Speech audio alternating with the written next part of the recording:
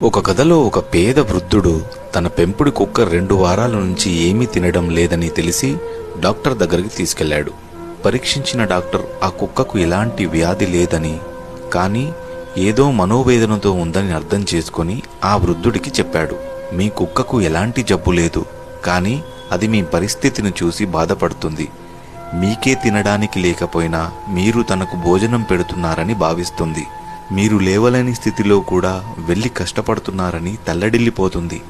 అందుకే అది చనిపోదామని నిశ్చయించుకుని తినడం ఆపేసింది అని చెబుతాడు. అది విన్న వృద్ధుడు గుక్కపట్టి ఏడ్చి కుక్కని హత్తుకొని, కన్న పిల్లలు నన్ను వదిలేసినా, నా పేదరికం నా వెంటే ఉన్నా, కేవలం నువ్వున్నావనే కారణం చేతనే నేను బతికున్నాను. నువ్వు లేకపోయి ఉంటే ఎప్పుడో చనిపోయేవాడిని. కాబట్టి నువ్వు నాకు భారం కాదు, బ్రతికుండడానికి ఒక ఆశవి అని చెప్పాడు. అది అర్థం చేసుకున్న కుక్క మళ్ళీ భోజనం చేసింది. ఇలాంటి మరిన్ని మనస్సు కదిలించే కథల కోసం నన్ను ఫాలో చేయండి.